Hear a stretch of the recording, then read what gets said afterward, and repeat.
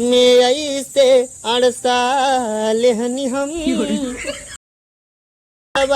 में ऐसे अड़सा लेहनी हमसे पत्थरिया गुर्दा नाराज हो गई। आज तो एकदम जौहर। आओ चाट के मोड़ जा।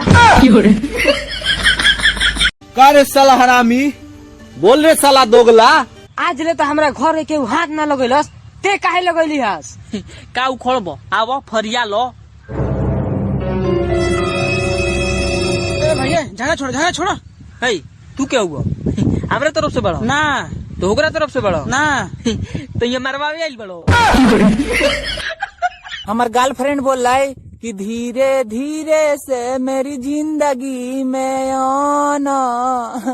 हम इतना धीरे धीरे गेली कि हमरा जाते जाते और दूगो बच्चे हो गली के माई।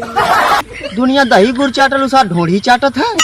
ए मास्क नहीं के पहने के ना एगो बात कहे के बा। का कहे के बा? पूरा गांव महल्ला बिना मास्क के निकलते नहीं खे। आ इनका तो कुछ बुझाई के ना बा।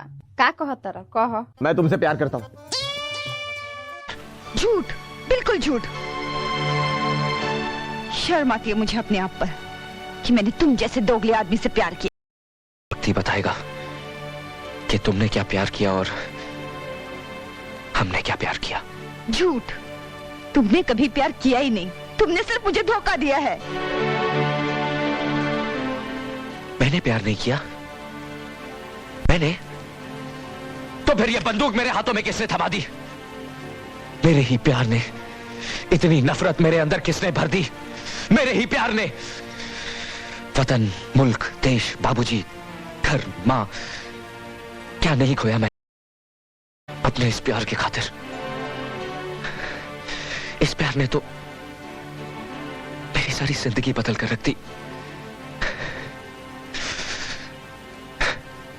और तुम कहती हो मैंने प्यार नहीं किया। जब दिल ही टूट गया जी कर क्या करेंगे। का भाई काहे रोताड़ा? का बताई मैडम जी, हम बहुत मजबूरी में बानी। हम जाना तनी के जन्म में रहुआ हमरा किस्मत में नहीं खे, लेकिन अगला जन्म में रहुआ नाम के रेखा अपना हाथ में घिंचवा के आए। और एगो इम्पोर्टेंट बात, रहुआ बहुत सुंदर बानी। हमरो से सुंदर लौका रहुआ मिल जाए, एगो अच्छा लड़का देख के बियाह कर ले। और त्रिभुवना ठीक नहीं खे रहुआ खाती, वो भैंसा लोटबा।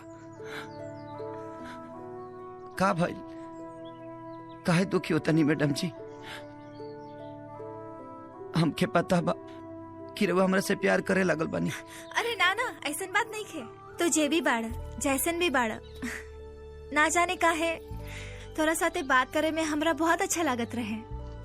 पर अब तो तोहर शादी हो जाई तो तू अब तो हमरा मिले ना आई बा, बस यही से। ऐसे कैसे ना मिले? अरे वो जब भी बुलाए हम घप देना चल। चल झूठा, तो शादी के बाद हमरा से मिलबा कि अपना मेहरारू से? मेहरारू तो मजबूरी होली, लेकिन रउआ तो हमार पसंद है ना। अच्छा अच्छा, अब बस बहुत हो गए। अब घरे जा जल्दी, ना तब पता चली कि दूल्हा के बगैर ही बारात चल गई। जी मैडम जी, हाँ? एगो हमार आखिरी इच्छा पूरा कथी तनी हक दीना। का? हाँ, हाउ हीरो हीरोइन फिल्मिया में अलग होके से पहले हगे लालो ना, और सही रहुआ हक दीना। अच्छा हक चाहिए? हाँ तो ऐसन बोलो ना, हक करी।